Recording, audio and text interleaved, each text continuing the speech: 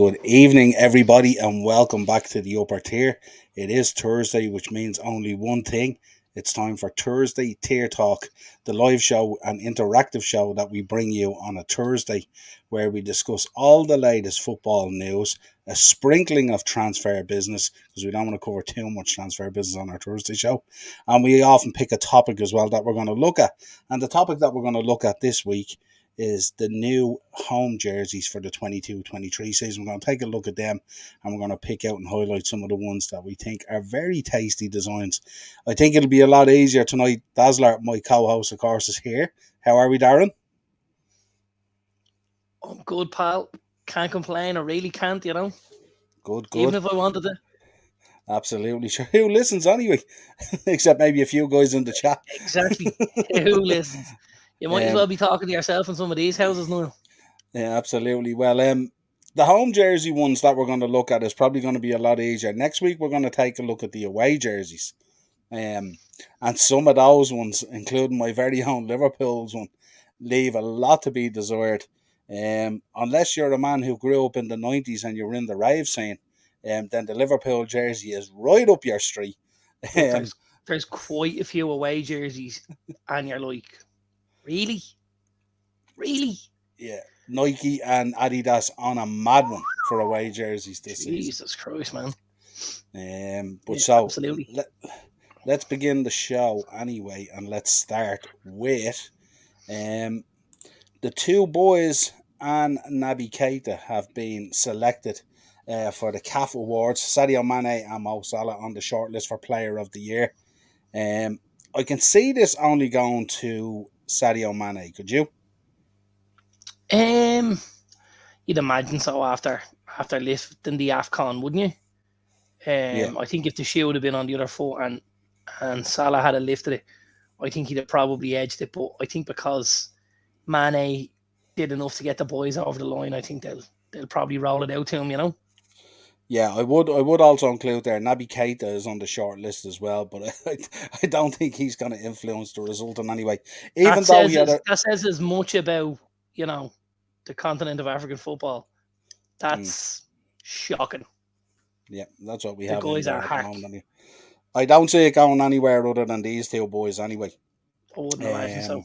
No, I think you hit the nail on the head. I think Sadio will pick this up. Yeah, absolutely. Del Boy's out there. He's in the comments already. Del Boy, what's the crack? Good evening, Derek. Everyone head over as well after this show and check out his channel.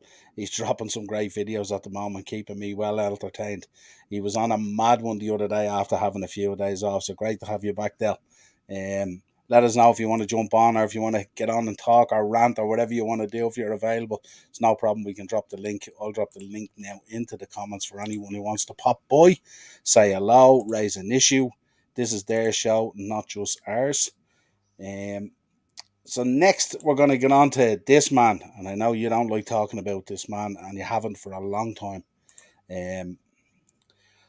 Paul Pogba came out the other day after joining Juventus and Manchester United and said, I can't wait to win more trophies.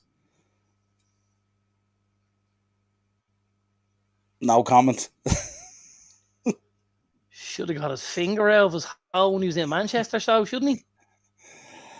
I would have thought so. Does he look like a guy to you that went out in every single game in an effort to get himself onto that stage to raise that trophy?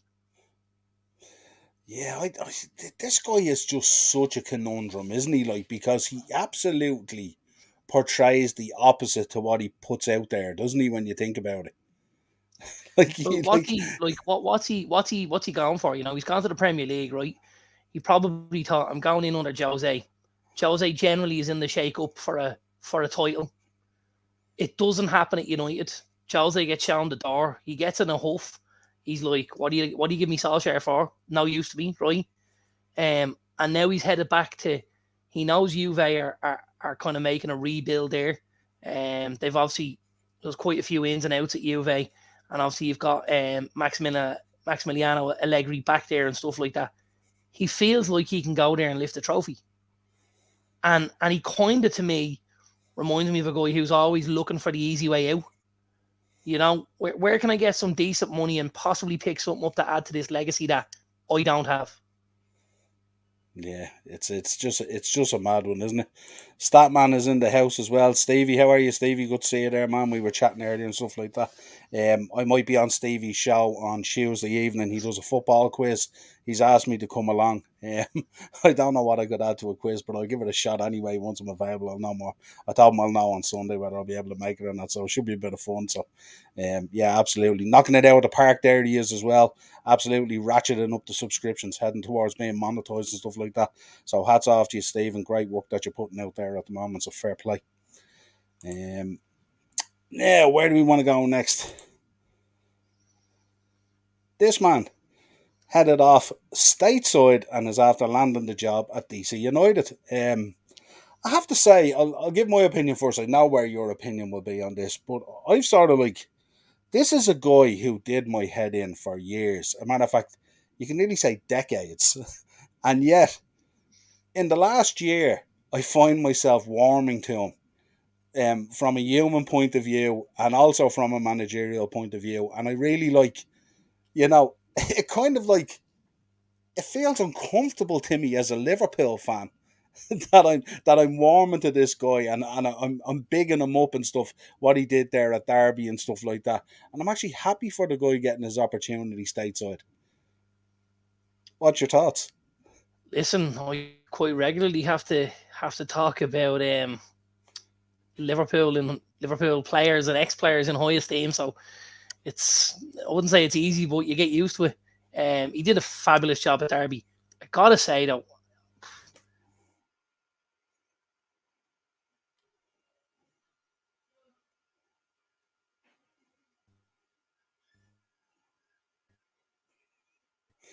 it's not necessarily a big club.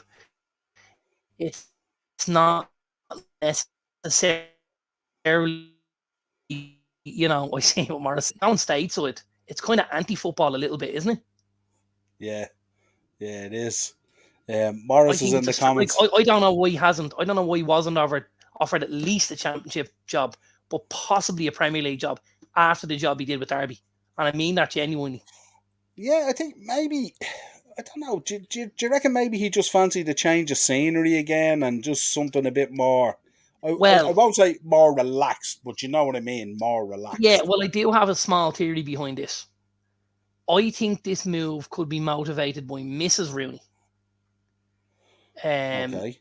with the whole Rebecca Vardy thing, and I think maybe she's decided, you know what, I've had enough of the people around here.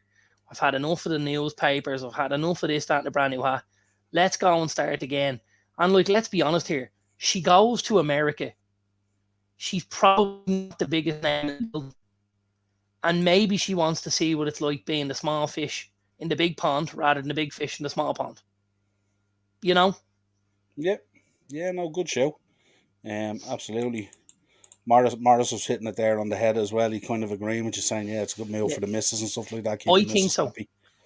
Yeah, they've She been can under. start her clothing line over there and, do all of this faffle, and he can get a nice few quid and be an icon there. And, they'll do it for a couple of years, and then someone will offer him an actual job in the Premier League and he'll jump at the chance. And we'd Yeah, be delighted to have him back. I'd love to see him back over here, to be honest with yeah, absolutely. This one is sure to light up the chat at the moment because Dell is there and Morris is there. But this man retired this week and then took up a post as the under 18s coach at Arsenal. A lot of fanfare around this. What was your thinking on this? I mean, we shared it. We shared a funny picture in our WhatsApp group, but I would say I thought he was a very, very good footballer. But you. He's again, also just couldn't got the stay best injury free. nickname ever in Jack Wheelchair. Like, that is just, that's right out of the top drawer. I remember when the kid came on the scene, when Arsenal were involved in that long Champions League run they had of making it to Champions League and getting out of group stages, and they were constantly in quarterfinals, semi-finals, doing stuff like that. Like, he was absolutely destroying some of the best teams in Europe, and almost single-handedly at times. The kid was phenomenal. Um, Very, very sad, I have to say. I would have loved to seen him go on and and see what he could have achieved. Because, like, the sky's the limit with the kind of technique the kid had. Excuse me. Really, really good player, but just plagued by injuries, and very sad, I have to say. Yeah, Morris back. Wish him the best. He was one of the most gifted lads I seen live in person. No joke. Absolutely, Morris. On his day, he was a Yeah, phenomenal absolutely. player. There's no doubt about it. It's just it's a shame the way the career sort of petered out and the injuries and stuff like that and all. We would have been taught if this guy had stayed injury free as much as he could and he had played to that level for X amount of years, we'd be talking about him as a Premier League icon. I think, you know what I mean. He was Absolutely. absolutely phenomenal. Yeah. And also was brilliant at a time where midfields in the Premier League were really, really good as well. So he was up against it as well, you know. And you know Um, what? You know what he loved? He was an Arsenal player, but when he looked like he wasn't maybe going to get a spin in the team, they sent him out on loan.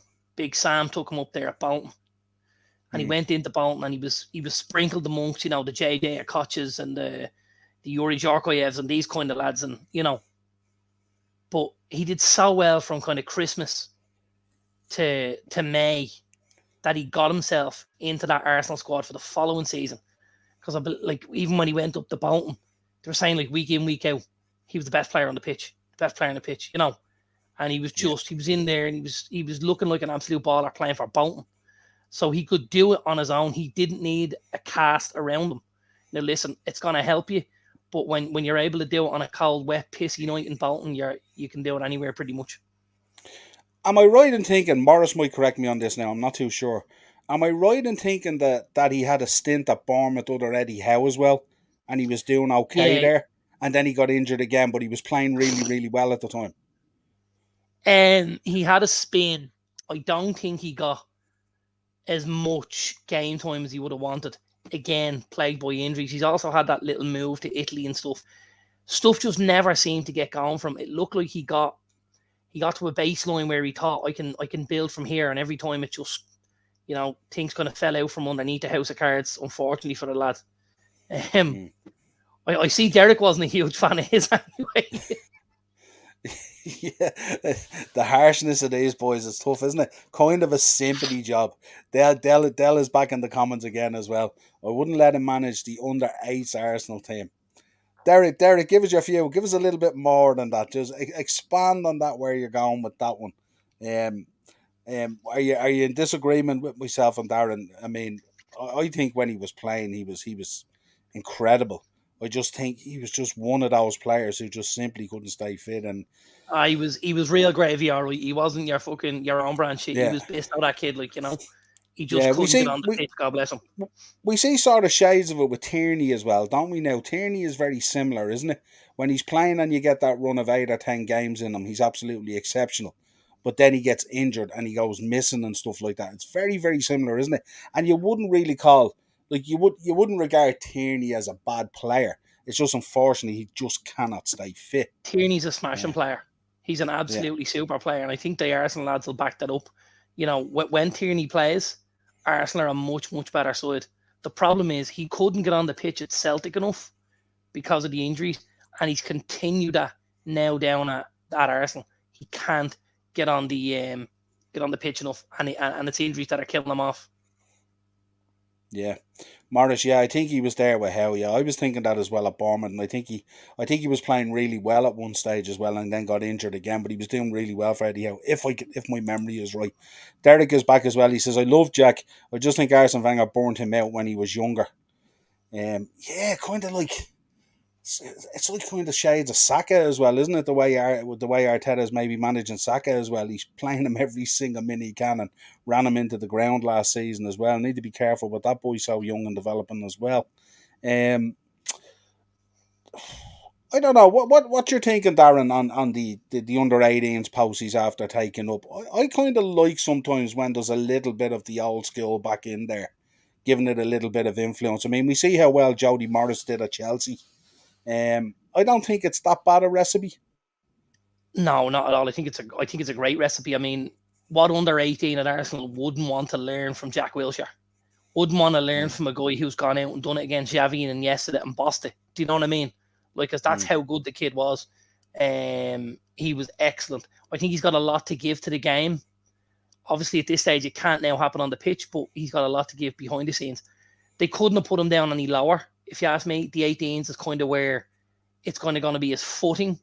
Yeah. But I expect in the next, if things go well in the next 18 months to 2 years, you'll see him go up maybe the 21s or the 23s and stuff like that, Yeah. Yeah, I looked at the appointment there the other day, and I thought it was a good appointment.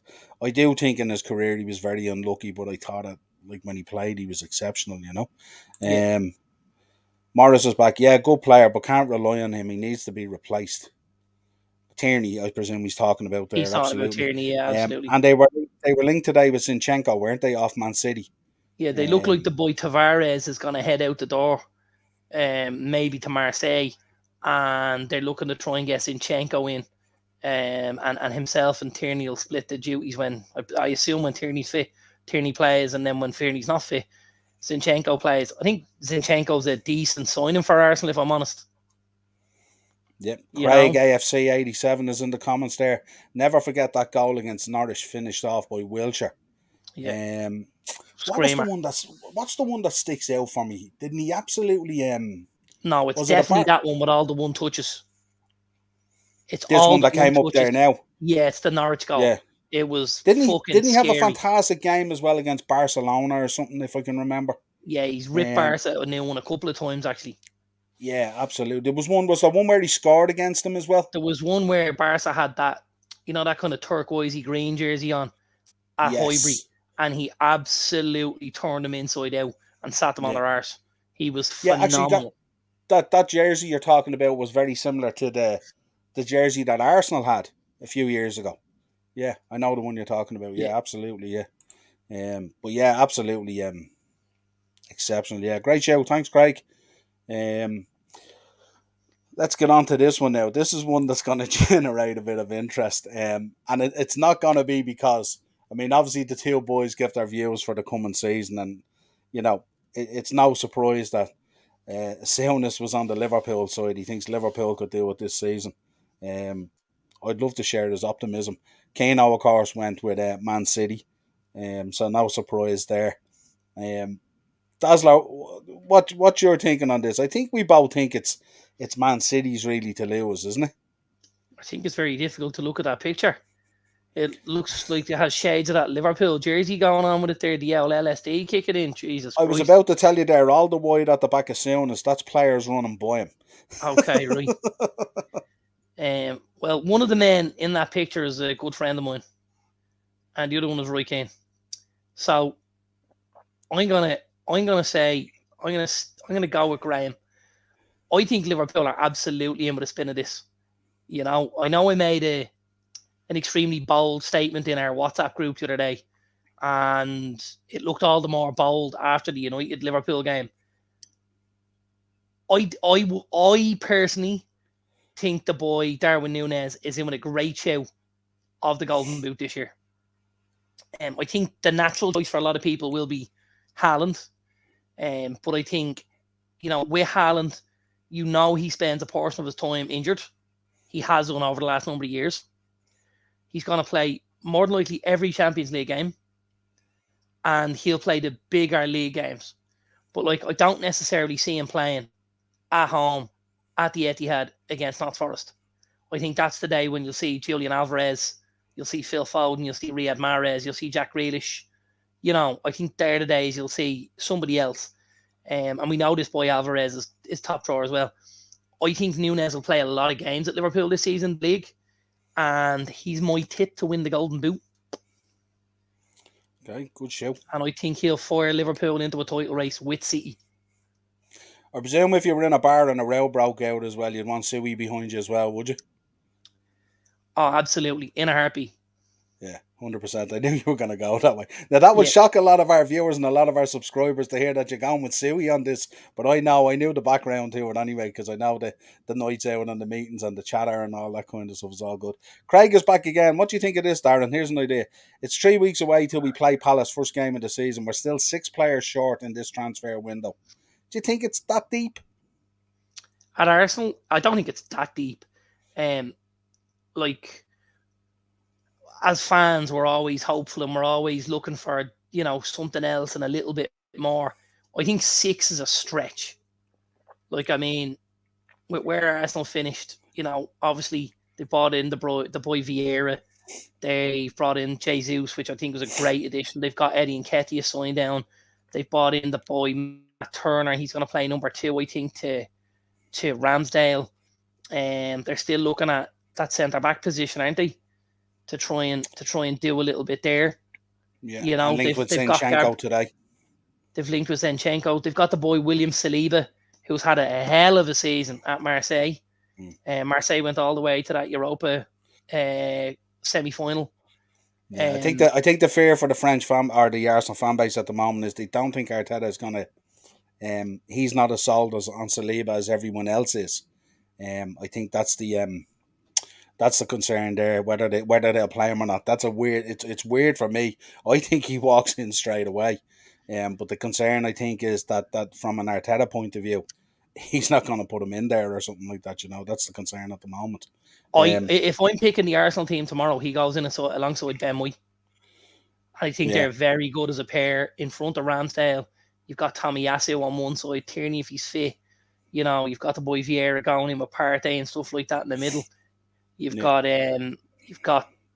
your real talent in your Sakas, your Martinellis, your Smith Rowes, your Odegaards, your Nketiahs, your Jesus. I certainly don't think it's doom and gloom at Arsenal for me. I think they'd like another couple through the spine, maybe another centre back, another midfielder, and obviously if you're looking for somebody to go in and deputise when Tierney's not there. So like 3 to 4, I kind of agree more with Morris. I think 6 is a stretch. Yeah, absolutely. That's what I think as well. I think 6, it's just, it's a lot. Morris obviously in the comments there, he reckons 3 to 4 players and don't loan out the entire squad line last season. Saliba ahead of White, I hope. Yeah, big shout there. That would be Saliba ahead of White. Makes a lot of sense to me, you, and I'm sure probably Craig and Dell and Morris. I'm not sure whether it makes sense to Arteta. Do you? I wouldn't have Saliba in ahead of White. White, for me, the weakest of the 3 is Gabriel. For me, I'd have Saliba in alongside White. I think White looked very, very good at times during the season for Arsenal. I think the issue was he had to play alongside, a couple of different donkeys. Obviously, the boy Callum Chambers has left, but the lad Rob Holding was thrown in a couple of times as well. He needs to be shown the door. He's just not good enough on any level for Arsenal. He needs to go the way Chambers went. I think Gabriel's a little bit of a liability. He reminds me, of Sideshow Bob at Chelsea, David Luiz. He reminds me of that, that kind of rash Brazilian kick first, think later attitude. I like the boy White, I have to say, and I think Saliba looked excellent, and that's where I'd go if I'm honest. So that would be your starting pairing. That'd be my starting pairing, 100%. Morris is going Saliba, Gabriel for him. Yeah. Yeah, and Craig is going. I think Saliba, Gabriel will be a solid partnership than Ben White. Yeah, I think at times Gabriel looked really good last season and stuff like that. Then, it's a hard one to call as well because if you look at, I think was it at the not at the start of the season, but there was a middle part in that first half of the season or something like that when Rob Holding was looking decent. I think he looked alright. He had a run of 3 or 4, maybe 5 games where he did okay. I think if I can remember again, it's jogging my memory, so I'm not too sure. But I think that's what I thought. That's my thoughts of last season. Yeah, let's move on. A man who had a very tough season last season was out for nearly all of it, or most of it anyway, and was very influential at the time in the Chelsea side, was a huge player for them in terms of scoring goals and assists. He was actually banging the ball in the back of the net as well at the time, and unfortunately got that bad injury. But he's come out and he said he's targeting a starting position in the England squad or in the England team for the World Cup. Not surprising to either me or you, would it be? Absolutely not. I mean, if the kid gets back fit and he gets back into that Chelsea team and he gets a run of games under his belt, he's your left back going into the World Cup, 100%. November's a long time away. Yeah, And you would expect him now with the new season coming, he'd be fired up for it after missing out. Sort of. He had 100%. that kind of like that shades of Virgil van Dijk, isn't it? I Come back think and they're have the a really only. really good season. I think they're the only team that has anything near to what Liverpool has in those defensive positions, in the fullback positions. Obviously, with Reece James and with Chilwell, they're the only team that can match up against Robertson and Trent for me. I don't think there's another team in the league that have anything near that kind of strength. I think if City manage to get Cucurella in, on the left, it'll balance up very nicely with Cancelo, and then I think that'll bring City to the party as well. But at the minute, Chilwell and Reece James are as good as anything in the league for me. Yeah, absolutely. Morris back again. Is Sterling going to take the spotlight away from Mason Mount at Chelsea? What's your thinking on that? I mean, I think we're all in agreement that Sterling's a really really good signing for them. I think Sterling's a good signing for them. I really do. I'd be interested to see where he plays. At City, he obviously played a little bit on the left-hand side, and he also played quite a bit through the middle. If Chelsea don't get many more in, I think we may see him play more through the middle, and they'll allow Mason to play from the left-hand side. They'll have somebody on that right-hand side, and then they'll probably play Sterling through the middle with Havertz behind and your couple of midfielders and stuff like that. But it's gonna be like I don't necessarily see them as doing the same job. Mount's a different kind of player. Sterling goes on those runs, he goes on those mazes, those little winding runs. He's very quick. He's always looking to get on the shoulder of the last defender. Mount isn't. Mount wants the ball. Mount has vision. Mount wants to, get a little bit of space, check inside, and maybe get a shot off and stuff like that. So I think they're different, and I'd be looking for to get both of them into my team. Because I think they're two great footballers. Yeah, absolutely. Craig back again. Not many defenders pocketed Mbappe like what Saliba did. Absolutely, 100%. We've spoke, Craig. If you go back and look at some of our shows on the last season and stuff like that, we spoke very highly about Saliba, literally on a weekly basis. And anytime we did an Arsenal review or anything like that, it was shocking to think that he was over there and so good in the French league.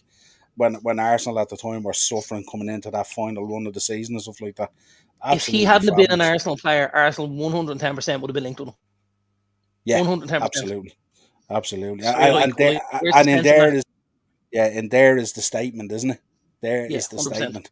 I mean, you would if you had a situation there and they start out the season and he's not starting or he's not heavily in around it. That's when you'd have to be questioning Arteta a lot, wouldn't you? You'd have to say, well, this is a real poor judgment, So, well, I mean, they're talking about the likes of Real having a huge interest in the kid, with what he did with Marseille this season and stuff like that, the French league and obviously in the Europa. Like he's on the periphery of that French squad, and if you're good enough to get into that French squad, you're a good baller. There's not too many hacks in there. Yeah, absolutely. Very high level and stuff like that. And certainly you'd be good enough to get into that Arsenal back line. Morris back again. Could be a false nine job with Sterling. I think, that's where we were going be. With that. Could be. I think he'll stretch teams that, he could end up, if you've got a Sterling and a Havertz, if you've got Sterling and he's kind of giving you that option where he's going to go long all the time, and the centre-backs have to keep going and dropping back with him. And then you've got a Havertz that can come into the pocket and take it at that 10 and maybe turn and get face up with the goal, and vice versa. I think if Havertz looks like he's going to come and get it and the defenders look like they're stepping out, you'll get Sterling on the line to try and go in behind and stuff. I think it worked very well. Yeah, we spoke about it last Thursday as well, didn't we? And you were talking about was it last Thursday or last Monday on the transfer show? You were talking about a Chelsea. No, Ian was on the show last Thursday, wasn't it? And you were talking about like a front line, was it, of Sterling, Broja and Havertz or something like that, or was that the three that you were talking about when you were going? Well, at that stage they were talking about Rafinha, weren't they? Oh, Rafinha, yeah, absolutely. Yeah, I was talking Rafinha, Sterling and Broja with Havertz in behind, Kovacic and plus one, maybe a Conor Gallagher. Yes. That's absolutely nothing wrong with that. They're backed up with a Reece James and a Chilwell, and then you've got a couple of some centre-backs in there and a keeper. That's really, a serious side. Really attacking, isn't it? Really attacking side. Oh, my God. And you've still got three centre-backs in, which means you should have some sort of solidity in there, Yeah, and you could see a situation there where you could have nearly three or four of those players there racking up 12, maybe 15 goals. It could be spread right Absolutely. around and stuff like that. And Well, I we mean, know when we spread it. those front Mm, three, Havertz, Gallagher, and even the defenders, I would imagine the two boys on the as wing backs would get a lot of look ins for goals and yeah, assists. yeah, absolutely. Great show. Let's have a quick chat about Man United. We'll start with this one here. This is a guy who came out there during the week and expressed how happy he was to see structure, that's how he worded it, back at the club again. That obviously he had had a very difficult time with previous managers, not less this one here, who absolutely threw him under the bus, But he said he was very happy. What you feeling like that? I think the one thing you spoke about and what you were happy about when Eric Ten Hag was coming in was that there was going to be structure there again, a plan, a pattern of play, a Yeah, structure of how they do things and stuff like that. And I think we even seen it the other day in the friendly against Liverpool. There was a structure and a way of your play and stuff like that. And it was interesting when you didn't play that way, how animated he was on the sideline. What yeah, was your thoughts on Luke Shaw's comments? yeah. Like I think it's something that a lot of the fans would echo, and they would be thinking we've missed the structure. Um, I've seen a lot of the stuff that's come in about Ten Hag, and he's got these rules and regulations and stuff like that. And I have to be honest, like I absolutely fucking love it. I really do. I think like Yeah, at one stage we'd given the keys to the asylum to the patients, and they were let roam free and do what they wanted. And I think now it's time to rein everything back in and get everyone back in check and get everyone remembering what they're there for and what they're there to do. And it's not necessarily to further their own fame. It's to make sure the club is in a position where they go and they challenge for trophies, And I don't think this guy is gonna. I don't think he's gonna suffer fools gladly here. I think if you're not doing what he wants you to do, I think you're gonna be out of that team pretty quickly. And I don't think he's the type of guy who's gonna want to have you around the changing room either. So I mean, I yeah, think if you're Luke Shaw and you get an opportunity, you better take it, because if you don't, you're going to be out pretty quick. And if you don't get back into that squad, he'll whip you out of the squad completely, and all of a sudden you're going to be looking at a loan move to Bournemouth in January, and that's the way it's going to be from now on. But that's the way it should be at Man United. That's the way it should be at all top clubs. Let's be honest here. yeah. There should be a kind of less weighted on romance and more weighted on rootlessness at times. If you want to be the best, you have to be rootless. You've seen it with Fergie for years.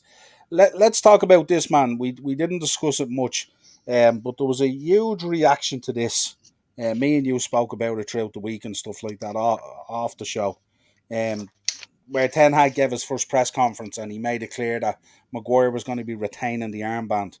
And the reaction was crazy altogether. Like, I mean, you had sections of the Man United fan base coming out and saying, "Oh, he's just a puppet for the Glazers now," and all this kind of thing. Where's this new United? It's the same old, same old. Um, give me your thoughts on it. I mean, we know our thoughts on it, but give our viewers and subscribers your thoughts on this. Him maintaining the captain's armband.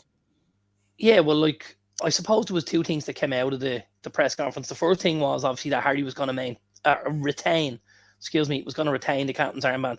But the second thing, and this was another thing that I didn't have an issue with, but I know there's a lot of United fans had an issue with. He used the word that Maguire had been successful at United, and he used the word successful. And when he used that, it was like a red rag to a bull. Now, Triggered, yeah. as I tried to mention, don't forget, while he's a very good English speaker, he's not necessarily using his native tongue, and sometimes things translate differently. We were booking an apartment recently for holidays, and the guy was sending me emails, and I couldn't make head nor tail of them. I called him up and I spoke to him. I said, "Listen, Kevin, can you give me a number and I'll call you?" I called him. We had it organised in 5 minutes. Job done. Yeah. But he still threw in little bits and pieces where he said stuff, and I thought maybe he meant he instead of she, or maybe it was this better. So that could be a slip of the tongue when he may, when he's talking about success. Maybe it needs to be maybe there needs to be context. Maybe Maguire is a success in the changing room. Maybe the lads are happy with Maguire. We saw, Mm. if you watch that Spurs documentary when he came into Spurs, his number two came up to him to speak to him, and they were talking about, who holds the sway in the changing room. And your man came up and he said to Jose, he says it's Sissoko. He said they all seem to row in behind what Sissoko says. He says Yeah, for whatever reason, not because he's the best footballer, but he garners that kind of respect in the change room, and guys will go in behind him. And I think Jose thought it was very interesting. He looked and he said, Sissoko? And your man was like, I know. He said, I can't believe it either. He said, Sissoko, he said, seems to be the guy. So it was then obviously Jose decided, right, how can I get this guy in the team? How can I get him in the team? And how can I then get him to pull and galvanise everybody together? And we don't know. We're not inside that change room. Maybe that's what Maguire does. I personally think he's giving him that armband because I think if he takes the armband away from him, it destroys the lad's confidence completely. And yeah, I think he's got to be careful about doing that when you've gone into a club which has had so little success over the last couple of years, and when it's been all doom and gloom. I don't think you want to make that any worse. So I think he's gone, you know what, for now, you keep the band. Like there is a possibility that if we get the boy Martinez in here, maybe Harry doesn't play a lot of games either. So, yeah, that could be an issue, but maybe that's part of his thinking. Maybe he's thinking, I'm replacing this guy. I don't need to strip me the armband and replace him. It causes too big of a stir. And maybe he doesn't know just yet, because he hasn't had enough game time with the boys, who to put the band on. So maybe he's buying time by saying, Harry's going to hold on to it now. Martinez comes in, takes the spot. Now he says, listen, Harry's not in the team. We're going to name such and such as captain, and Harry be club captain. And yeah. Until such time as if he's not getting enough game, then he ends up himself having to move on and stuff like that, because trying to maintain his exactly. position in the England squad and stuff like that and all. Yeah, no, Yeah, no, I get it. There's more than one way to skin a cat, as they say, isn't there? Um, 100%. And yeah, we also spoke as well that potentially with that structure going in there and with Eric Ten Hag going in there and the level of training and all that kind of stuff, you never know. We could see Harry return to sort of his form that he expressed at Leicester and stuff like that. We know that there's a player in there, and we know that the club for the last 2 to 3 years has just been in turmoil. Um, You know what? I wouldn't be absolutely shocked if Ten Hag had looked at him and gone, I can turn this guy into a footballer again, and I can build yeah, him up. And maybe I need that armband to build him, to allow him to know that I support you. Now, you can't build a guy up and strip him of a band. The mm, two don't go together.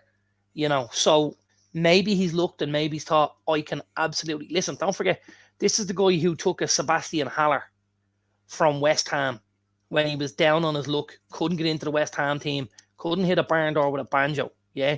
And he scored 30 plus goals last season in all competitions. Okay, he's playing in Holland, but he absolutely rattled them in the Champions League as well. Rattled them, yeah. Should look. So I he mean, can, look at how good Van de Beek was under him. so there's a lot of permutations here. There really Mm, is. yeah, And I don't think we're going to necessarily know, we're all going to have, we can all surmise stuff and we can all think we know what's going to happen. But I think there's a lot of things at United are still up in the air. Still think there's a lot of guys that could end up proving themselves where they've been written off completely under other managers. yeah. Absolutely, yeah. Good shout out. Before we get into the final section of our show there, where we're going to look at the new home jerseys for the season. Um, Newcastle as well were reporting that they're going to introduce the safe standing plan this season, but they aren't going to see a change in capacity. And I think it probably makes sense because they have to put in these intermediate railings that have to go in and stuff Yeah, like the that. barriers and stuff that you got to Yeah, lean those on. barriers. Yeah, they're like, I don't know what they call them. They're like crush barriers or something like that, anti-crush Yeah. barriers or whatever it is. So yeah, so they don't see it being a massive change in the volume of the capacity basically. Well, I mean, here's the Which thing: if you keep the attendance the same, mm, but give certain people the option of a safe stand, you yeah, create a different environment in the ground. And a mm, safe stand for me is always a little more of a vocal part of the ground. yeah, mm, Like there's no need to up the attendance or up the numbers, the capacity. Leave it as is. Give yeah, everyone their space on that where that seat would be. Because you're going to need at least that space. As you put the barrier mm, in and you stand where the seat is, you don't create an awful lot more space because guys now are bigger than they've ever been, especially up that neck of the woods. So, yeah. It's marginal. yeah, I'd be keeping it the same. And if I had the whole stadium like that, or if I had the bottom tier, all like that, I'd Mm, still keep the capacity the same. It shouldn't be about making money. It should be about creating an atmosphere for your team. Have safe yeah. standing on the bottom tier of your stands, and then have the seats up above for people that don't want to go and stand and stuff like that. Yeah, and especially when you look at the highlights and stuff like that from matches and stuff like that, as you said, guys are always much more vocal when they're on their feet. Even when something happens on the pitch, you tend to jump Absolutely, out of your chair before you start going at it with your vocal and stuff like that. So yeah, hundred if you're percent. already standing, it just produces that bit more and that bit more atmosphere. So yeah, we look forward to that. We also had get your thoughts on this as well. That the French Senate came out there during the week and they expressed that Liverpool fans were unjustly blamed for the chaos at the Champions League final. Something that we kind of knew anyway. But what was your thoughts on this? I mean, there has to be something has to be done about this, doesn't it? A lot of people were put out on this and stuff. Yeah, I was gonna say, like, I think we all felt Liverpool were extremely hard done by, don't we? Mm, Um, it seemed to be give a dog a bad name, wasn't it? And mud seemed to stick very, very quickly. I yeah, mean, if you just look at and not everybody's privy to our WhatsApp group, and just look at how that went very, very quickly, yeah, between Liverpool fans and other fans, not just United, lots of other yeah, fans, and how the narrative was it was Liverpool that were in the wrong, and it was you've done it before, you'll do it again, and blah blah blah. So it's important that we spoke about it yesterday when we spoke about something else. We said innocent until proven guilty, not yeah, guilty until proven innocent, and people need to be yeah. given their time and stuff like that.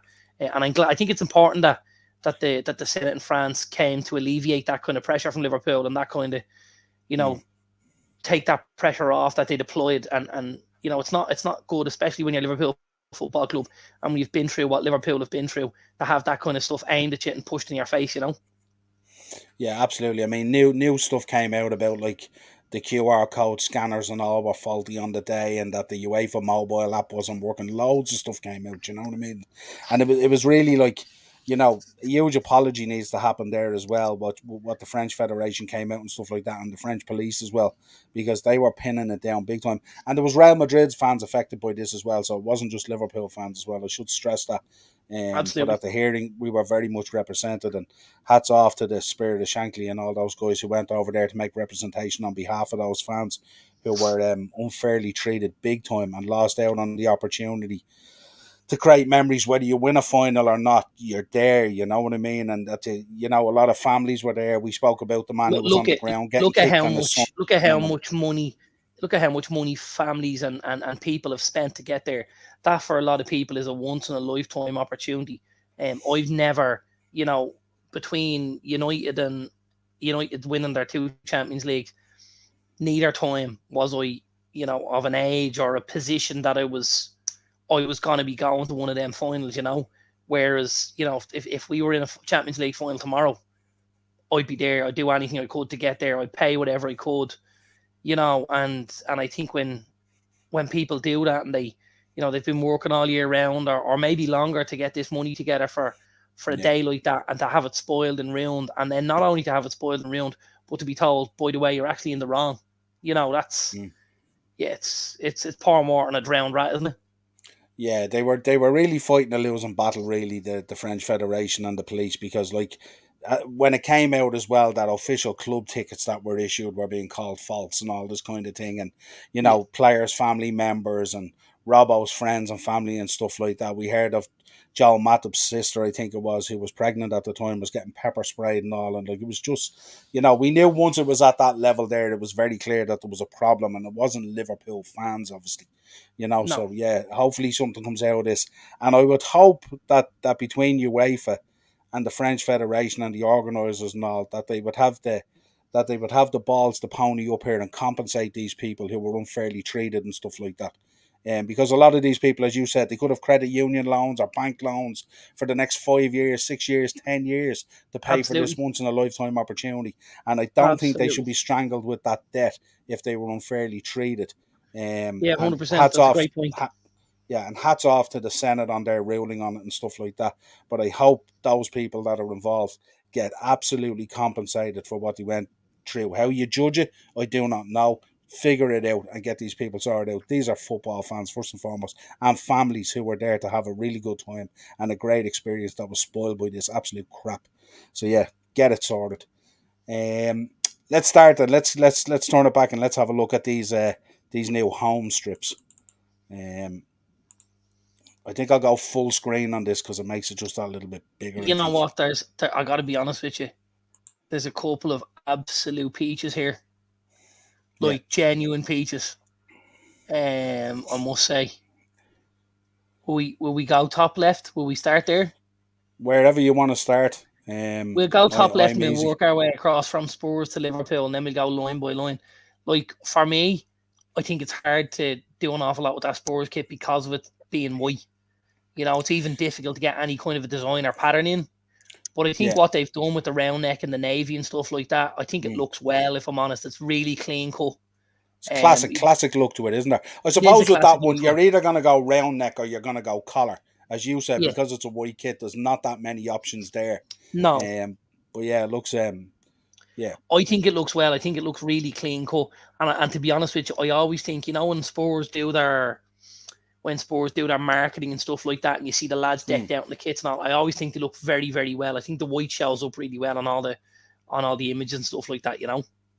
Yeah, absolutely. The Chelsea one we spoke about with him when he was on the show last week. Spoke about Chelsea, Um, yeah, I think it's very inoffensive. I have to say, I like yeah. that lighter shade of blue on the collar. I know the Mm. Chelsea fans are a little bit, they're up in arms about the collar, aren't they? They're not huge fans Mm. of it, and they're also not very happy with 3 on the jersey. But I don't think it's Mm. that bad from a neutral point of view. Yeah, I mean when you look at a lot of the kits this season, a lot of them are very inoffensive. Really, when you look at them, they're actually, you would call them nearly borderline, nearly plain. And where they've gone mad Some of is them, where we'll yeah, look at next week. We're going to be looking at the away kits, and that's where yeah. people have really gone absolutely Yeah, it's like bananas. they've been very conservative on the home kit, but with the away they've been like. Now you can imagine what the alternate will be like. That'll be Yeah, disco well, biscuit shit. Like that'll be yeah, well, way out there. yeah, well. I suppose the thinking really is that the home kit is really that's the prize, really. That's the Yeah, one not to be kind of effed with. This is the one, keep it to a certain thing, because we've seen at times when they go off the Richter on the home kit, it does a real backlash to it and stuff like that. yeah, yeah, absolutely. Um, what do you think then, the Man City one? Not a fan of it. Um, it's it's very training top esque. You know, I'm not a fan of it. I have to say, I don't think Puma have done a great job with any of the City kits recently.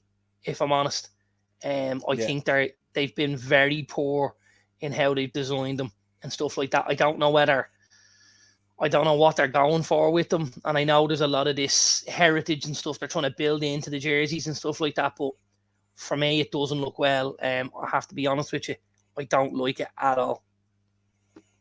yeah. Yeah, it's kind of like the City have gone out there a little bit. You can see it even with their training gear and stuff like that. Yeah, It's proper out there. You know what I mean? It's yeah. not the kind of stuff you're going to be rock around the road in or go out for a pint in a pair of jeans in and stuff like that. It's pretty loud.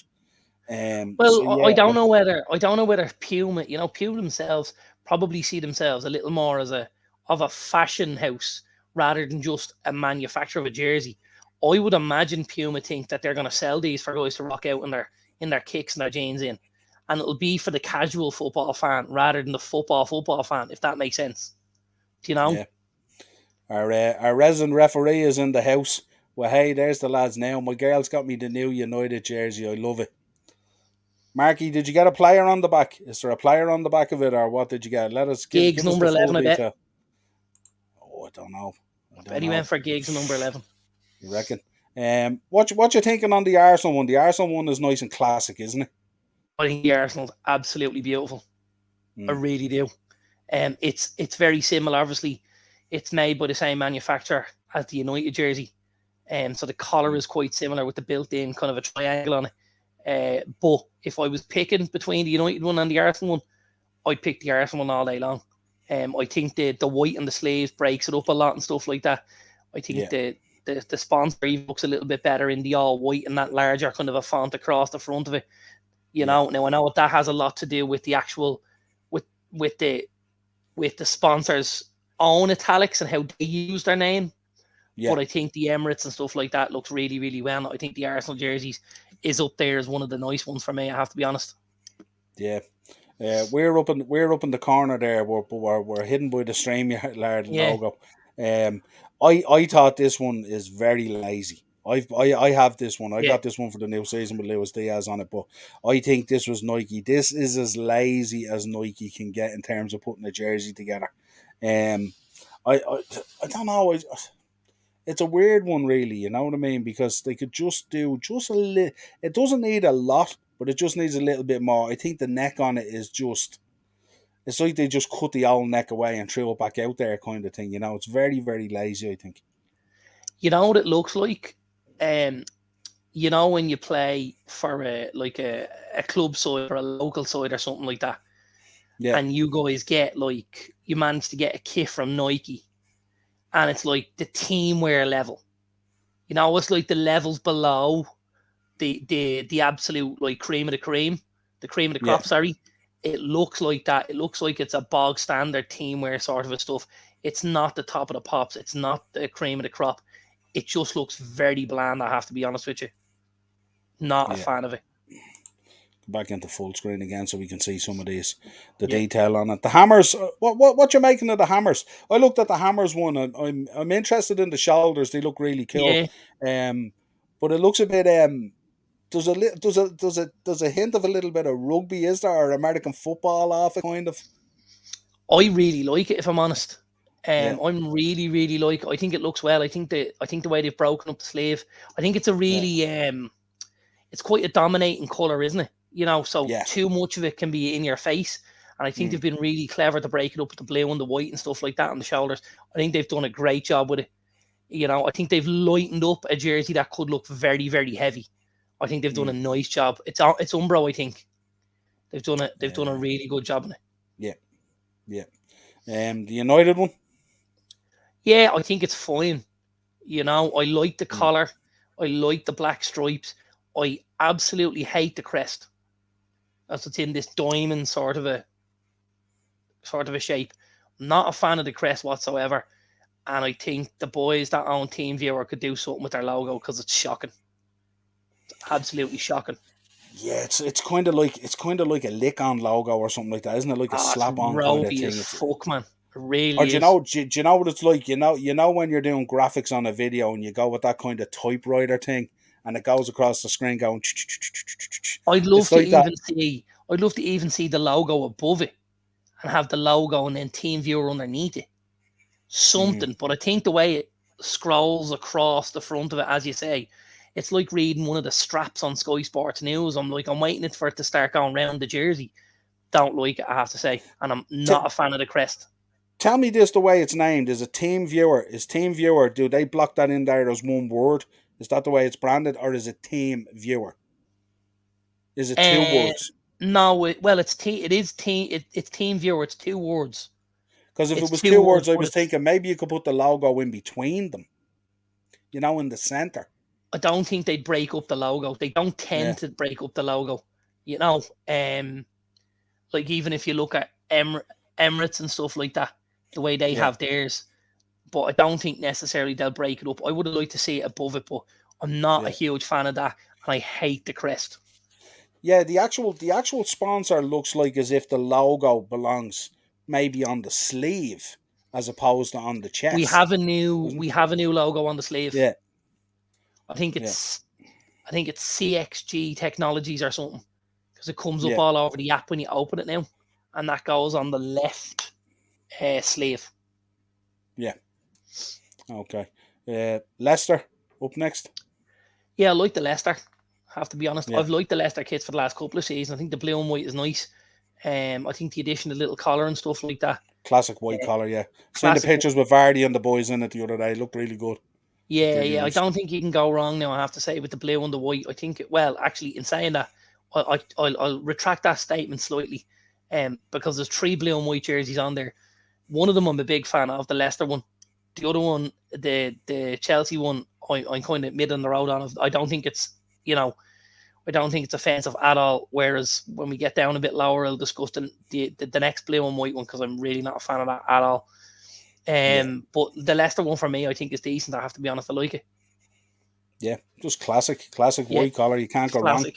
Yeah, Aston Villa. not a fan. Really, I was looking at it the other day. Now the picture we have here doesn't do it justice, but if you look at it, there's a nice pattern within it there that looks really, really nice. There's a pattern and a stitching that goes through it. The picture doesn't do it Maybe when justice at all. maybe when you're looking at a graphic and it's from a stock photo, it can be difficult to surmise. I haven't seen it, in full view. The one thing I will say is I'm not a fan of those V-necks. I'm not a fan of that V-neck at all. Never have liked it. I don't like the way it gapes and stuff like that. And I think, again, like with the sleeves, you see the way West Ham have broken the colour up, but they haven't just solid blocked it. I would have liked to see something on the sleeve, a little break up of the blue and stuff like that. I think it's a little bit sort of bland. I often think with a V-neck, it has to have a collar, doesn't it? Yeah, like the V-neck on the Leicester looks way better with the addition of the little collar, doesn't it? Yeah. And it's a different colour than the jersey. Like, could they not have made that V collar the blue, like the sleeves, and pop the little collar on it, like on the Leicester jersey, and done it up much better looking than that? Yeah, or maybe what they could have done is the pattern that they have on the jersey. What they could have done is they could have continued that into the sleeves, but maybe done it with the claret colour. Absolutely. And then that might have a sort of an effect on the thing, and then you could have had the blue collar with the thing, like, would have looked well. Yeah, absolutely. This is one we were talking about the other way. This one you brought to my attention, the Palace one. Probably your am I right in saying your favourite one? Yeah, it's up there, all right. Top three. It's really top three, definitely top three. Yeah, Palace are way up there, top three. I think it looks great. It's Macron are making this one. And I think, they've done a really, really good job. I love the way the kind of lines are blurred. We don't have a definitive line. It's not stripes necessarily like the Newcastle one. They've merged everything, the blues and the reds together. I think it looks absolutely great. And I love the white collars and the white cuffs. I think they look smashing on it. Gotta say, I think it's beautiful. It's really up there for me. I do like when the neck and the cuffs on the sleeves and the sponsors and all kind of are colour coordinated. I think it's really cool. It's like a set, that kind of way that someone has sat down and designed this and thought about it and said, this needs to look this way. There's a bit of symmetry about it. Yeah, it flows, as they say. Yeah. Newcastle. Yeah, again, like some of the teams, it can be difficult to, do anything with what you've got. Now, obviously, you see the way Palace kind of decided they were going to blur their lines. Newcastle have gone for that more of a definitive stripe, haven't they? Again, I'm not a massive fan of it. I do like the blue on the sponsor. I think that brings it to life a little bit. I think I'd like to have seen something inside the stripe. Maybe what I would have loved to see. So if you stripe off down the middle, and you go white black, I would have liked to seen a little coloured border inside each stripe. So on a white stripe, you get two little pinstripe black lines, and on a black stripe, you get two little pinstripe white lines. Okay. Do you know what I mean? Yeah. Yeah, just something to break it up that it's very not subtle, just so it's not like fucking, traffic lights are fucking like in your face. The old TV test cards. Remember the old TV test cards at the end of programming or something Absolutely. like that? It's just it's kind of it's like I don't know, it's like a wrestling referee shirt or something like that, isn't it? Rigid. It's very and I see with the sponsor as well. The sponsor, I get what you're talking about, the blue and stuff like that. But I'm looking at the sponsor as well. It kind of looks imbalanced a little bit, doesn't it? It could be sort of more. I don't know. Could they kind of the colours look great, but it just looks like it's been lamped on the middle of it. Like they haven't gone to any. I don't know whether even something like that, whether it wants to run in a diagonal line rather than just in the middle of it. Now I know obviously it'll be more difficult to read, but I don't know. I think maybe we need to design our own kits. Yeah, maybe. Did This you one do that sure when you were a kid? Yeah, well, they used to have, didn't they have a thing? I remember years ago when we were kids, you had the the comics, or not the comics, the monthly, match of the day magazines and all Yeah, that kind of stuff, and they'd always put a blank kid in there. Remember, for the start of the season, and yeah. you'd have to color it in and send it in. Like a Yes, color I remember it well. competition Yeah, for skill and stuff like that, and you'd have to design your own kit and stuff like that and all. And it was always cool to do stuff like that. we. I Um, actually had. I actually had bought one of those, a shoe or a match magazine or something like that, and they gave you the stencil of a jersey with it. yeah, So I used to put the stencil down and I draw around the stencil, and then I draw like maybe 5 of them, and then yeah, after I do 5 of them, I'd go, United, and then I'd start designing like a home one, and then away one, and then an alternate, mm, and then maybe a couple of keepers kits or something. And like sometimes I do other teams, when I do so many United, I'd be like, oh, pain in the arse of this. I've ran out of red marker. I need another colour here. yeah, But used to love that. That and yeah, the other thing was that, doing your World 11 on the inside of your mm, copybook. Remember you used to do that? Your keeper, yeah, your forward defenders, your midfielders, and your yeah. quality. Like fantasy football before fantasy football existed. That's exactly what it was. That's Yeah, exactly what yeah, it was. And like that got us through absolutely. primary school pretty much. If I was to turn around and say, I know you love your colours and you're loud in terms of your fashion and stuff like that, Yeah. especially coming from a tennis background now, but I have a feeling if they hired you to do it, they probably would never let you near the home kit. You'd only be allowed to do the second and the third kit, Do the and ultimates possibly and the stuff like that. goalkeeper.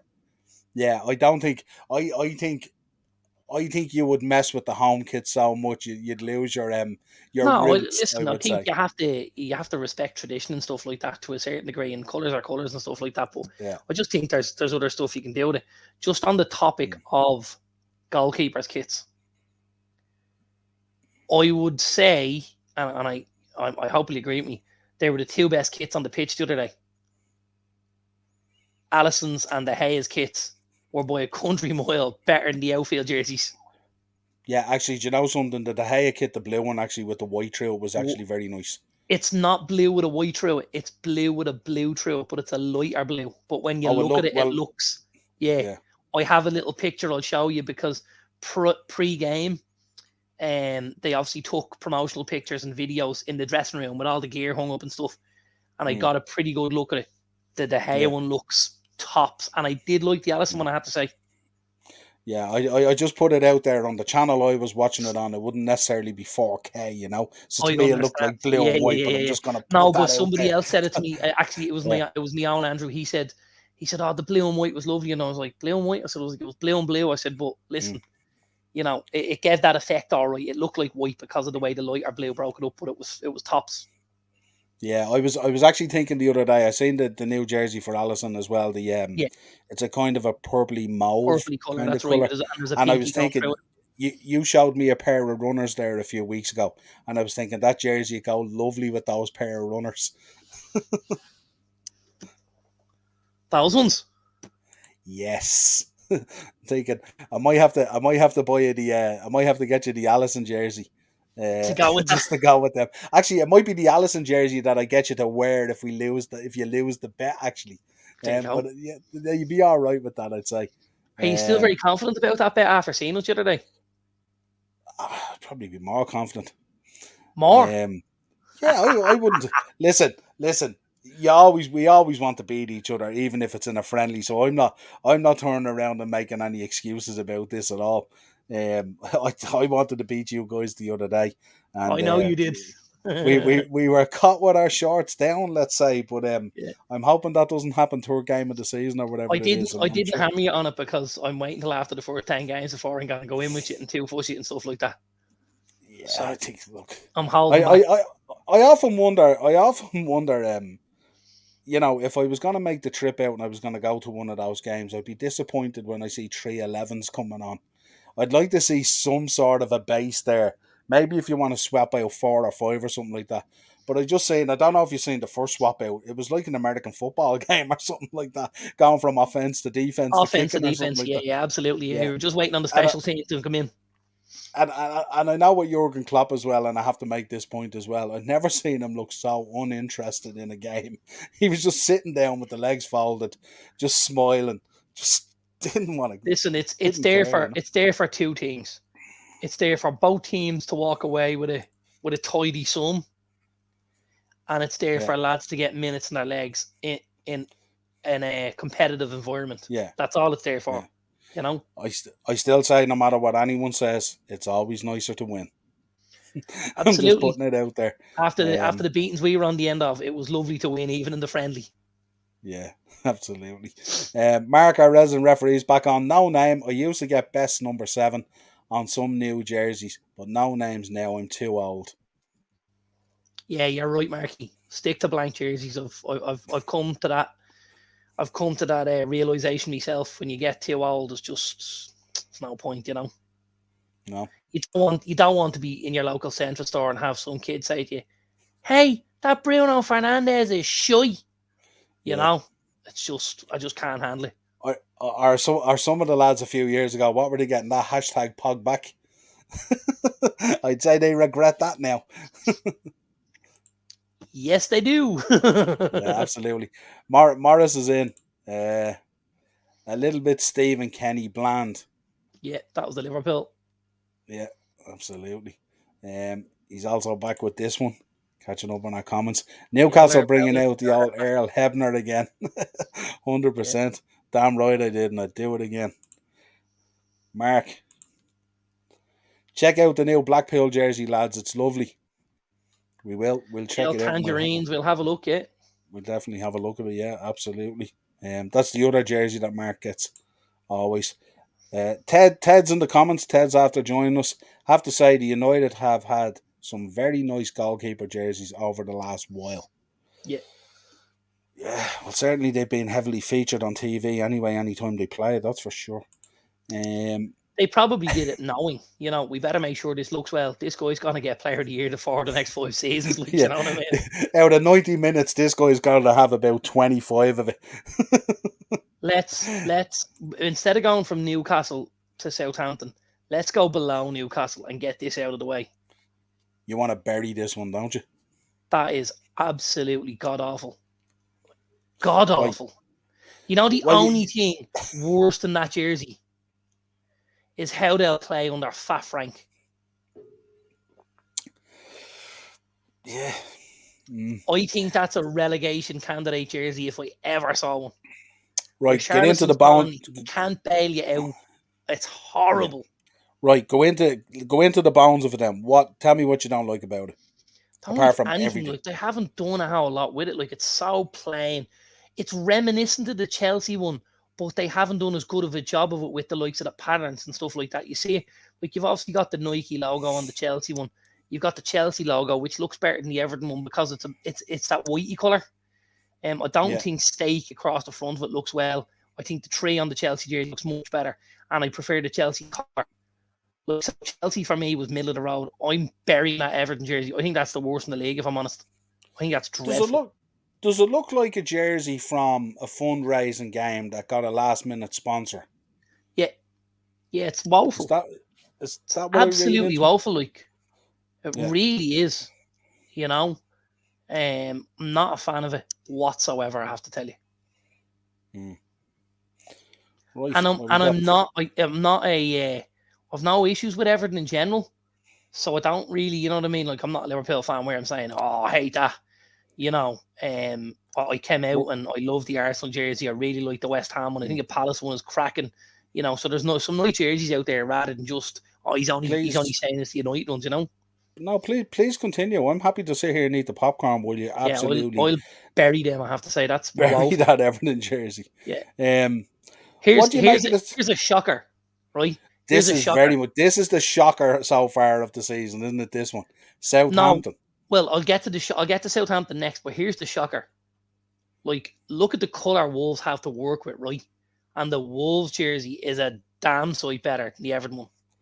Now, here's another point that I have to make, and I made the same point about the Villa one. You know, the Yeah, Wolves jersey. The yeah. Wolves jersey in real life, that picture doesn't do it justice at all. It's a beautiful I goldy think it's kind of beautiful. colour. I Yeah, saw it on it's the boy really, Nathan really Collins. nice. It Yeah, looks great. They've done a yeah, really, really good job with the jersey. I think it looks fantastic. I have to be honest. yeah, yeah. But The what I'm image, saying is they're not going out with a good color to begin with. Like the blue, you should think like you can have a really nice color blue. You can do yeah, bits and bobs to it. They're working with that poxy color gold, and they've still mm, topped it off. Do you know what I mean? Hats off the yeah, Wolves. They did a good job with that. Now let's go yeah, back absolutely. to the tradition shirker. Yeah, this was not one that I expected. What's your thoughts on this one? This was one that's certainly divided Southampton fans, hasn't it? Hundred They percent. are not happy campers with this, like at all. No. Mm, They're really not. You know, yeah, I got to be honest. It looks like an away jersey. It doesn't look like a home jersey. It yeah. looks like they've broken up their traditional red. As an away jersey, I would say it's fine. As a home jersey, I don't think it's good. I think The it's sleeves need languishing. something again, isn't it? The sleeves are missing something, aren't they? There's a little triangle there, right? There's a little Yeah. triangle of jerseys on the screen. And Mm, Southampton are at the top of it. Everton are on the bottom kind of left of it. And the Brentford one on the bottom right. They're all awful. They're dreadful. mm, That Brentford jersey is Sunday League, but it was Sunday League last season as well. yeah. It looked like Sunday League. It looked like, as you said, the lads have rocked up. They're playing a charity game. Boom, give them a set of them jerseys. Sure, no one wants the red and white ones. Just stick them on them. That's poisonous. Yeah, I think as well. I think if Brentford had went the same way as well and gone with one shade is plenty or one stripe is plenty, I think there would be uproar as well. Why haven't Um, why haven't Brentford why haven't Brentford put a black collar and black cuffs on that and tried to yeah, rescue it? yeah, And then absolutely. broken up the white and red stripes with a black line, Yeah, a very may, faint may, one to give you an edging. yeah, just yeah. It's kind of like when we spoke about the Newcastle one. It's just too It's clinical. straightforward, too It's straightforward. clinical. Yeah, It's yeah. horrible. Don't like the I was. Brentford. Don't like the Southampton. Don't like the Everton. They're the worst trained league for me. Have to be honest. Did anything else on the Southampton one kick out you? Um, the picture's not amazing, so maybe hit Yeah, me up with something here if there's something I, on I was talking about the positioning of the crest. in the centre. Yeah, I wouldn't be a huge fan of that now. I have to be honest, Yeah, but I can see why they did it. If I'm honest, I because actually of the think the thickness of the stripe positioning. goes over and intrudes on it. Yeah, I think Yeah, positioning it there probably saves it. I think if you lamp that in the white part on the left and the spot and the low and the manufacturer on the right, I think you make that look worse. I think I they've saved it from being even worse, if I'm honest. yeah, I suppose the thickness of the middle stripe doesn't allow for the crest to go over onto one side, Yeah, because it'd be nearly in your armpit.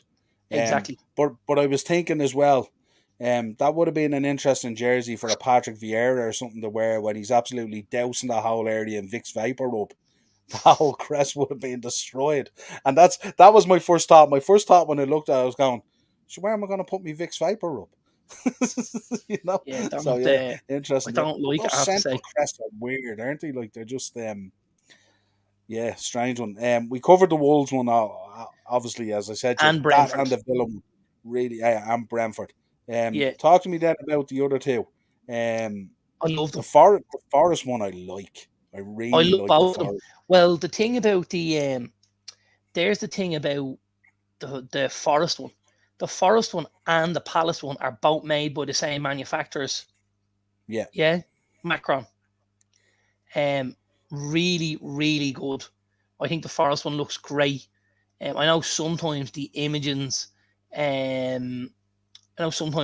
images can either make them look much better or yeah, not as good. But I think I've seen that Palace one. I've seen the merchandise and photos for 'em and stuff. Palace jersey is tops.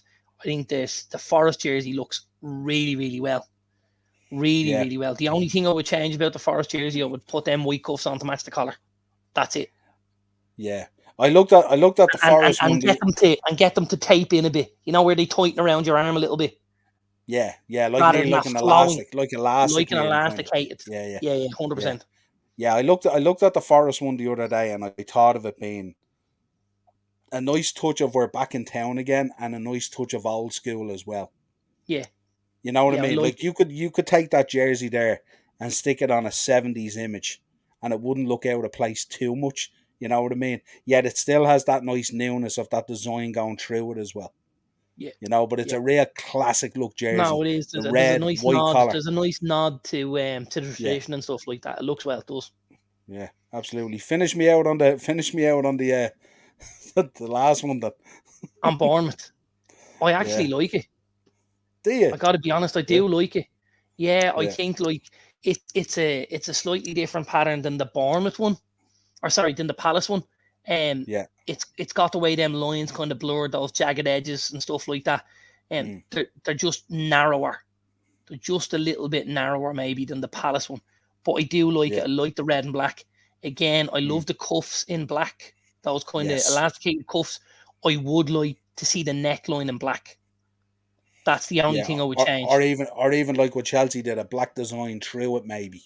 Yes, Yeah. exactly. Yeah, because you could have Uh, the flat red, and you see the way you've got that jagged edge through the jersey. You yeah. could put the jagged edge through the red collar and make it look tops. Yeah. And I was thinking, if you look at the way the sponsor is done there, Yeah, that's the way I think Team Viewer would do the sponsor. That's kind of what I was talking about that's earlier. what I'm saying. Well, that's what I'm Just saying. move that up into the middle. Yeah. Up above it. Yes. That's the way I want it. I want the logo and I want Team Viewer underneath the logo, as opposed to the way it is now, which looks like Yeah. something that's scrolling across the bottom of your screen. Click red to go into screen number 5 and watch the shit groups on the golf or whatever, you know? Yeah, absolutely. Ted back, if you're going to have a dog shit jersey like that Everton one, would you not just go book wild and go back to the insane early 90s mad colours? It's woeful. It is Yeah. woeful, that Everton jersey. And imagine Mm. how bad it's going to be when they're getting their arses handed to them week after week this season. Because Everton right now, people are talking about Chelsea need to get into the market. United need to get into the market. Everton need to get into the market quickly. Everton were dog shit last season. They brought in Fat Frank, who doesn't maybe looks like he has lots of ideas on what he wants done. He's brought in Jody Morris. He's gotten rid of Duncan Ferguson. And that squad needs an overhaul. And I believe he doesn't have a whole lot of money to do it, because a lot of what they got in from Richarlison went to cover debts that they'd already spent out of sync, let's say. So the league have told them you need to cover what's gone out and stuff like that now. So this is Yeah. Everton, I think, could be Everton will more than likely be one of my favourites for relegation this year. Yeah, they just always seem to get away with it, don't they? I don't know. I think this could be a long year, especially with the likes of the boy Calvert-Lewin. If he's injured as much as he was last season and you don't have a Richarlison to bail you out, you're gone. Yeah, absolutely. Let's spend a quick 5 minutes. I know we've ran over a bit of time here. Quick 5 minutes on transfers. Brentford signing Lazio goalkeeper Thomas Strakoshka. Yeah, on a 4-year deal. This was a guy you guys were linked with, as far as I know, as Yeah, well. I think Chelsea looked at him. Mm, Then we looked at him, and Brentford have got the deal done. Yeah, he's not yeah, Banian international. He's been solid for Lazio. He was on a free, so it's that kind of. It made sense financially as well, But he's yeah. gone to Brentford, and he'll probably go in as the Brentford number 2 behind the boy David Raya. Interesting, because Thomas Frank was talking him up big time. He was a big, I don't big think he admirer of him takes and stuff David like that. Raya's position, if I'm honest. Yeah, Although maybe, just maybe, Brentford are thinking we might cash in our chips on a David Raya, and we'll have Strakoshka already in there to play, to take that role, and we could get 25 or 30 million in the bank. and then promote number 3 into number 2 or something like that. Absolutely. Well, you're just basically bringing your number 1. You're bringing a new number 1 in, aren't you? So Strakoshka's coming Yeah, in. He's going to take the 1 jersey, and you sell your 1, which mm, is Raya. That could possibly happen. yeah. Aaron Connolly has joined Serie B team Venezia. On loan from Brighton and Hove Albion after having he had a very poor loan spell there at Middlesbrough. I don't think I don't think if you kept me on until next Thursday, I could find out to go say about this kid. He's Yeah. extremely unlikable. Mm. Extremely unlikable. He's wasting talent. He's pissing it away. Because he has talent, he has ability, but he's busy doing things that he shouldn't be doing. And I'm not a fan of it, if I'm honest. Yeah, he sort of comes across. I don't know what it is about him. He comes across like he never really cares enough. Yeah, Am that's I part of bad? it. Am I wrong in saying that he No, just no, it's doesn't come absolutely part across of it. as if he? Yeah, No, he doesn't give it. He doesn't give a fiddler's. He's got a major chip on his shoulder, the lad as well. I think. I think he believes his own shit doesn't stink, and when you get to that level, you know, it's lights out, isn't it? Go and yeah, enjoy Venezia. See how you get on there. mm, Because remember, like while he's blessed with an awful lot of pace, his finishing has been, punch drunk at yeah. times, and and we know he has the upper body of a chicken. And I mean, in Italy, them lads are gonna have him for meat and drink. Yeah, we'll keep an eye on it throughout the season and see how he's getting on and stuff like that. But an interesting move that came out of, I'll have no, money down when anyone he doesn't score 10 goals. Anyone you want that he doesn't score 10. Se- All competitions Serie will give you. Serie B, Serie All B though. Yeah, competitions. Yeah, yeah. all He doesn't competitions. get 10 goals next season. All Doesn't get competitions. 10. Yeah, Interesting. We'll keep an eye on it then. There's an interesting one. yeah. Also, the last one then we want to talk about. Arsenal have made an inquiry, potential deal for Lucas Paqueta, um, from Leon. Kita. Yeah, Paqueta, yeah, 55 yeah. million, 18 goals and assists last season. Um, this be good business for them, wouldn't it? Yeah, it doesn't happen, I don't think, though, if I'm honest. I don't think this will happen. Um, I first of all don't think Arsenal have that kind of funds. But I don't know where you would fit this guy in.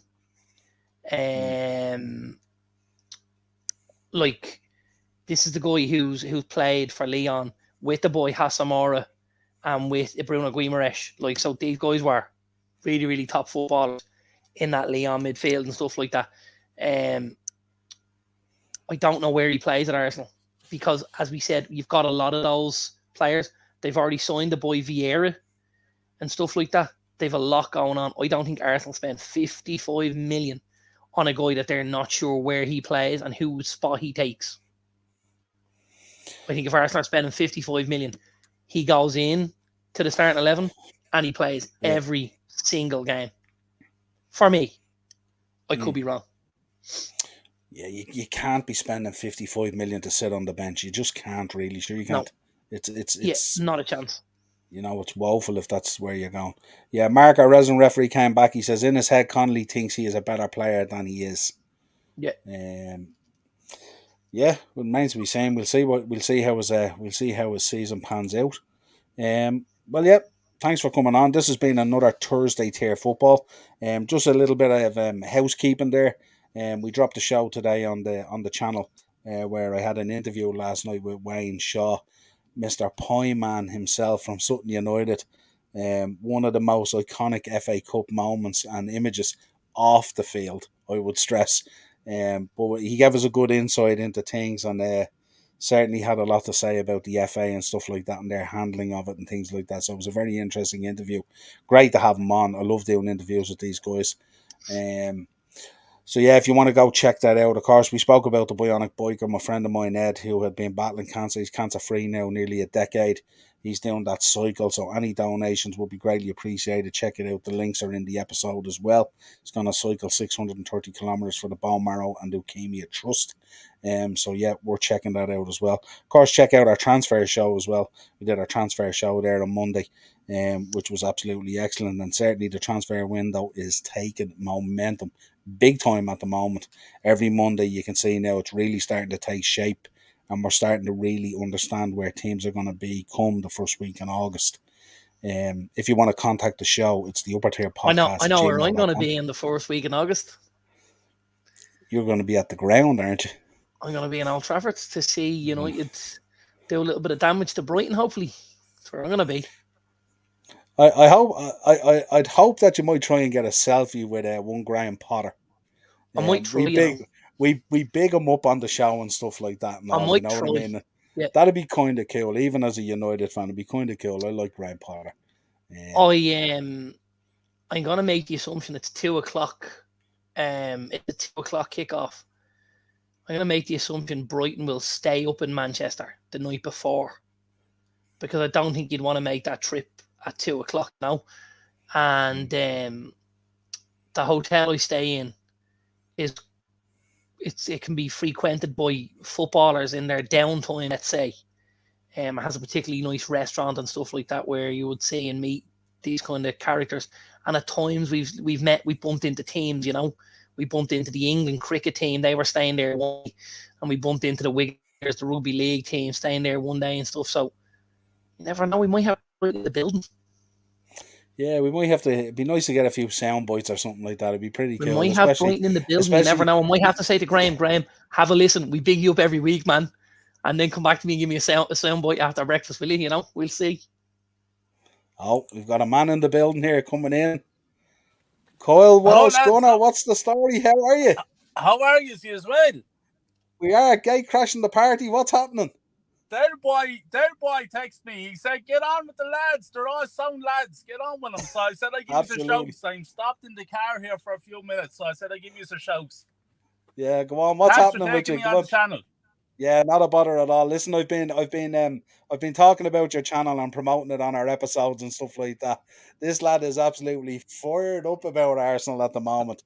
Talk to me. Give me a quick synopsis. Where are you at with Arsenal at the moment? What's going on? What do you want to see happening? To be honest with you, I'm going to try to keep it calm. But what I want to say is we are an absolute joke of a club at the moment. Like, the transfer window, like, what is it like? Jesus was a good addition, yeah, fair enough, good player. What else, sister? Nothing. I was talking to Morris today, and Morris made the point. Was it 5 goalkeepers were on the flight to America? Am I right in thinking it was 5 goalkeepers? It's a joke, isn't it? Seriously. You know what I mean? Like, is Leno going to Fulham? What's the story there with that?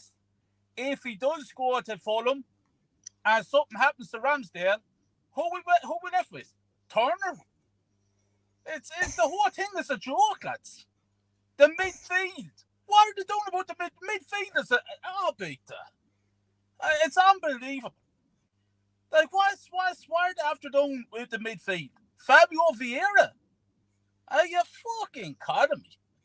Could be though. Here, Kyle. It could be Vieira by name and Vieira by nature. Would you not give it a chance now? Yeah. Wouldn't put him on a PlayStation game. What do you make of What do you make of the links to Zinchenko today? At left back, take him in. Actually, I think that they should go for him, because Tierney, he's a good player, but he's too injury prone. You know what I mean? Yeah. And so where would you be going with Tavares? So why not? If we're linked to my problem, if we're linked to these players, go and get them. I can't understand why we're not doing the business. Like, you know what I mean? So do you have the kind of funds to go and get lads though? Absolutely. I don't think you do. I think that squad's very inflated. I think they're looking at the likes of Nicolas Pepe and they're going, we can't get guys in until we get the likes of a Leno, a Pepe, guys like this off the books. I think you'll need 3 or 4 to leave the building before he gets 2 or 3 more in. My question to you, mate, is why the fuck have they not got rid of the 3 or 4 players by now? You know what I mean? I know Pepe's on a big wage there, so massive. Like, what club is going to come in and get him? Absolutely massive wage he's on there at Arsenal. Like, that was a mental deal for Arsenal to get involved in the first place. Crazy. Crazy deal. Now, it's okay saying it in hindsight and saying, they shouldn't have got. Pepe was a huge gamble coming from French football at that kind of a rate. He should have been. That's where you're looking to get guys in and have those add-ons, and say, yeah, listen, we'll give you the 50 down, and it'll make its way to 70, 75, and maybe pay extra in the add-ons, provided he comes in and does the job. But if he doesn't, you've only outlaid the 50, and he's not on these massive wages, and you're not then looking at someone going, how do we get him out of here? Because right now, there's nobody going to take him on the wages he's on. Absolutely not. No. Yeah. You see, and that means Arsenal are going to still cough up for probably half his wages this season while he goes to Marseille or somewhere like that, like they did with the other boy, Sideshow Bob. You know, Guendouzi, See, yeah. this is the problem. You Guendouzi. see, we've been so mismanaged over the years. It's not even funny. Like, this is not just Arteta. This is going on for the last 18 years. This is actually going on, like, at the back end of Wenger's management term. And the club has been going down and down and down ever since. the only thing I'll say about Wenger was, you know, where you are playing football now was the house that Wenger built. You know, all those windows he went through where he didn't have money and he was wheeling and dealing and he was selling guys. And Wenger built what you are playing in now in the Emirates, and it's a fabulous stadium. It really is. Even as a United fan, I think it's a beautiful place to play football. But when they got to that stadium, there was no structure put in place of who was signing players, when they were signing players. That Arsenal squad's extremely unbalanced. You know, you're looking at it, there's 5 goalkeepers on a flight. Yet we've only one guy who can play left back, and he's injured half the time. We're on crutches. You know what I mean? It doesn't make any sense. They're buying square pegs for round holes, and they're buying like luxury players like a Vieira when they need other positions on the pitch to be filled. You know, and that's what happens. That's what's happened at United for a couple of years, and we look like now we're starting to buy players that the manager wants, that he's going to put into a team to go about things the right way. But I still don't think Arteta calls a lot of the shots there in the transfer market, and that's a big worry. I think Arteta is not even a manager. I think he's a joke, to be honest with you. And so the better he gets out of my club. The standards are low, lads. The standards are very low, and the fan base is poison, and they're accepting the mediocrity. I won't accept it. I want the standards up to here, not where they are at the moment. If Arteta leaves tomorrow, who do you want in to replace him? See, it's very hard to see. Like, you'd say Simone, you can name Mancini and Allergy, you know, these fellas, but it's getting these lads into that mix. You know what? Well, listen, Allegri's not leaving Juve to come to Arsenal. Let's be honest. And right? Simone is not leaving either. I don't think so. And don't forget, Simeone is the highest paid manager in world football. Exactly. So he's not leaving. He's not leaving that nice cushy number he has in Madrid, where he needs to guarantee a top 4 and get to, you know, quarterfinals, semi-finals of Champions League and Copa del Rey, and everything is happy and Larry. You know, absolutely. Would you take a Patrick Vieira? I kind of stay away from Patrick Vieira because of what he is. He's a legend. His legacy is unbelievable. And if he went to Arsenal, just say he failed. Yeah. Like, he'd be remembered for that. You know what I mean? I don't want players like that to be remembered for failure. He's done a good job at Palace, though. Brilliant. Yeah. He brought structure and balance, and he's still bringing in lads. They still brought in the young lad from Derby that United were interested in. They picked from that championship very, very well. The boy Michael Elise, the boy Eberechi Eze, all championship players that were brought in, but they were the best of the championship players. You know, now for my money, if you're going to go and splash 70 million on you know, Pepe from Lille, you'd have been much better off looking at a Jared Bowen, looking at a Michael Elise, looking at an Eberechi Eze, because you know they can do it in the championship, and if they can do it in the championship, they have a chance to do it in the Premier League. Coming from outside of the country, there's no guarantees. No, and that's what I'm saying. There's too many lads coming in. You see, I'm sitting here tonight, and here's where I'm coming from. I think it's a shambles. I think it's a disgrace that we have to sit here and we have to speak about Fabio Vieira, Marquinhos, the Brazilian fella. I can't pronounce his name. Marquinhos. Yeah. The 2 Americans, Trusty and Turner. I think it's a disgrace that Arsenal fans have to sit around speaking up about these lads. It's not good enough. I want my club out there getting experienced Premier League players into our club. We're linked to Telemans. How long does it take to take a deal? How long does it take to do a deal? Just go and get them. If Arsenal were genuinely interested in Tielemans, they should have done the deal, because Tielemans will be an unbelievable signing for Arsenal. Absolutely. Unbelievable. Yeah, I think if they were sincere about him, he'd be there at this stage. I think so. Unless the lad himself is waiting to see what other options he has. Because they have spoken about maybe he signs another year at Leicester and gives himself a little bit longer, maybe a World Cup, to put himself in the window and then maybe get a slightly bigger move. But for Arsenal, he'd be a super player. Absolutely super. For me, here, sitting here tonight, we have to get a number 2 goalkeeper. Because if something happens to Ramsdale, we are really in trouble. If Leno goes to Fulham, that is. Because I think Leno would be a good number 2 goalkeeper. Yeah. But then we have, for me, the right back position is a joke. You have Tomiyasu, Bellerin, and Cedric. You wouldn't make one good player out of the 3 then put together. You have Tavares then, who's brutal, and Tierney is too injury prone. So you have right back, left back. You have the centre back. Yeah, people are saying about Saliba. What's going on there with him? Does he sign this new contract? What's going on there? Ben White is not good enough. Then you have the midfield. Sambi, Xhaka. Academy. And then it's a joke. And then the 2 strikers. We have Jesus, who's a good player, don't get me wrong, with Eddie and Nketiah beside him. Now, if he gets in, just say something happens to Eddie and Nketiah, or Jesus, we're left with Nketiah then up forward. It's a joke. I wouldn't put Eddie and Nketiah in the field here in front of me. That's my opinion. Do you know what it is, though, Kyle? The difficulty in this window, not like other windows, is you're leading very quickly in 6 months' time into the World Cup.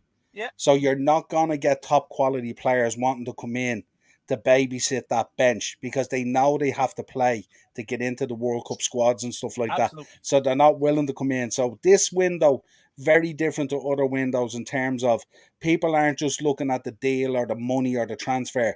They're thinking, I have to have game time and stuff like that. Otherwise, I'm going to have a real problem with the World Cup coming up in Qatar. And that's why Jesus came with Arsenal, because he knows he needs to play first team football to get his position. 100%. 100%. Yeah, absolutely. 100%. I actually think January could be a massive window because it's only going to be, 3 weeks post World Cup. And I think that's when you'll see a lot of guys go, I've 4 more years before this comes around again. Now's the time. If I want to make a few pounds, I can go here, I can go there, I can get a signing bonus, I can do this. And guys know if they've had a good World Cup, it adds another 0 and it inflates that contract for them, Yeah. That's the fear. If we think this transfer window at the moment is inflated for bang average, imagine what January's going to look like when these guys are willing to then move because the World Cup is out of the way and they'll be looking for much more money. You rock up to that World Cup and put in 2 or 3 really decent performances and stuff like that, you're whacking zeros onto your money straight away. It's scary as well. Kyle, I'm going to trigger you with one thing before you go. Hector Bellerin, I seen on the list on the flight the other day, and I was thinking, not only is he on the flight, he could end up with the armband. How scary is that? Niall, let me tell you something. I know what airplane he'd be on, because I personally bring him to Stansted Airport, put him on a plane, and tell him never return back to London, my friend, because you are useless. And you're right, Niall. The frightening thing is, Arteta could actually give him the armband. Yeah. Sure, it's a joke what's going on. Yeah, I was talking to Morris. Earlier in the week, and he was saying not only is he on the list to head over for the pre-season, but he could find himself wearing the armband as well. And that was Morris's biggest fear, you know what I mean? But listen, yeah. Well, listen, brilliant. Thanks a million for coming on. Absolutely great to have you Thank on. Thank you very much, Niall. And we're going to get you on more, right? Thanks, and absolutely, before the season starts, we'll get you on. I think you're going to get in. I think you're going to move some players out over the next 2 weeks, and I think you're going to get a couple of players in, either on loan or on signings. I think Arsenal this year, they're going to do all right. Fingers crossed, but I have no belief whatsoever in them. I'm finished with it.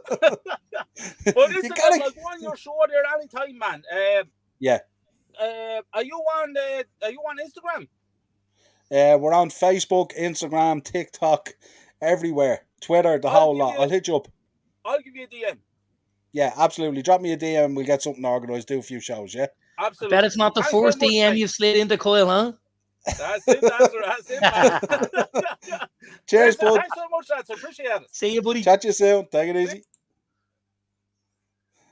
He's a baller, you know. He's an absolute character. I don't know. All our viewers, get over onto his channel there. He is the absolute business. The lad is absolutely crazy about Arsenal and stuff like that. Nothing is good enough for him. Well, listen, we thought we were getting off earlier. And then all of a sudden slides in there last minute. Still gotta go and watch Love Island. Come on, wrap it up here, Hogan, will you? Yeah. Absolutely. Well, listen, we're done for this week. I'm going to end it now. You know where you can find us. You know where you get our audio shows. I don't need to be telling you. Thank you to everyone in the comments and in the chat. We really appreciate it as it grows each week. Before you jump out of there, obviously drop a like and a subscribe and all that, share good stuff and all that. And we will be back again on Monday with our transfer show.